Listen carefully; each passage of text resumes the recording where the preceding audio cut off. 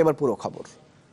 সন্ত্রাস দমনের কথা বলে সাধারণ রোহিঙ্গাদের হত্যা করছে মিয়ানমার সেনাবাহিনী, এমন অভিযোগ দেশটি থেকে পালিয়ে আসা মানুষের। তবে মিয়ানমার কর্তৃপক্ষ বলছে তাদের অভিযান সাধারণ রোহিঙ্গাদের বিরুদ্ধে নয়, সন্ত্রাস দমনের লক্ষ্যে। যাতে এই পর্যন্ত নিহত হয়েছে ৬৯ জন সন্ত্রাসী, যদিও এই সংখ্যা নিয়ে সন্দেহ প্রকাশ করেছে আন্তর্জাতিক গণমাধ্যম। পরিস্থিতি বিবেচনায় সীমান্তের নিরাপত্তা জোরদার করেছে বাংলাদেশ। সন্ত্রাসী কিংবা নির্যাতনের শিকার যেই হোক না কেন, অবৈধ কাউকেই ঢুকতে দিচ্ছে না বিজিবি। কক্সবাজার প্রতিনিধি নূপা আলমকে সাথে নিয়ে আরও জানাবেন জিএম মুস্তাফিজুল আলম। গত ৯ অক্টোবর মিয়ানমারের রাখাইন রাজ্যের সীমান্ত পুলিশের ৩টি ব্যারাকে হামলা ও অস্ত্র লুটের মধ্য দিয়ে এবারের সংঘাতের শুরু। সামাজিক যোগাযোগ মাধ্যমে প্রকাশ করা ছবি বলছে, মিয়ানমারের কথিত রোহিঙ্গা বিচ্ছিন্নতাবাদী সংগঠন আল একিন এই হামলার দায় স্বীকার করেছে।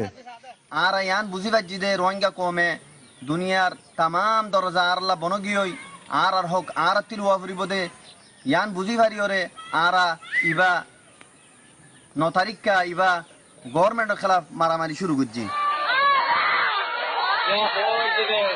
এ ঘটনার পরই রাখাইন রাজ্যে অভিযান শুরু করে মিয়ানমার সেনাবাহিনী।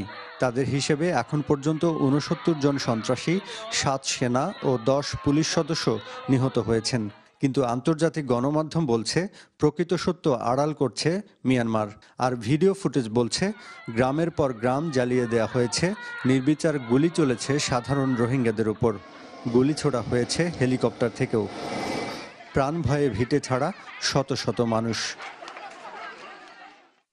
প্রাণ বাঁচাতে বাংলাদেশে পালিয়ে এসেছেন ২ ভাই সেলিম ও শাকের। এর মধ্যে ছোট ভাই শাকেরের গায়ে বেশ কয়েকটি গুলির চিহ্ন। পরিবারের বাকিদের কপালে কি ঘটেছে তাদের জানা নেই। শতকরা ৯০ জন মানুষ মারা গিয়ে, ৩ ভাগ করে ২ ভাগ মানুষ মারা গিয়ে বগুম ফুরা দিয়ে দে জ্বরা দিয়ে দে। আত্মীয় স্বজন হড়ক হইনিবারি আমি আজ কেউ খবর পাত্রী না ভাই।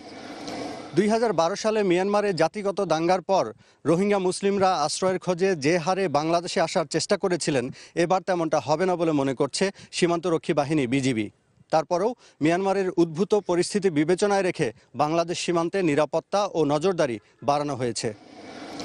২০১২ সালের মধ্যে পরিস্থিতি আসলে এখানে উদ্ভব হওয়ার সম্ভাবনা কম। এ কারণে যে ২০১২ সালে আসলে যে সমস্যাটা হয়েছিল এটা হচ্ছে জাতিগত সমস্যা ছিল। এখানে কিন্তু আসলে জাতিগত সমস্যার থেকে বেশি হচ্ছে যে সরকারি বাহিনী এবং সরকারি বাহিনী এবং সন্ত্রাসীদের মধ্যে কনফ্লিক্ট।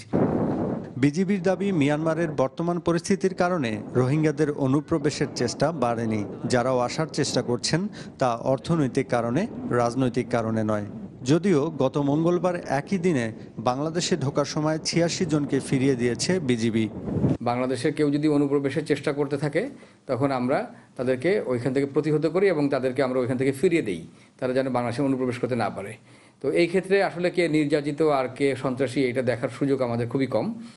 ওপারে সেনা অভিযান শুরুর পর থেকেই বৈধভাবে বাংলাদেশে আসার ১ ও ৩ দিনের পাস বন্ধ করে দিয়েছে Myanmar. GM Mustafizul Alam, channel 24, Teknaf, Cox's Bazar.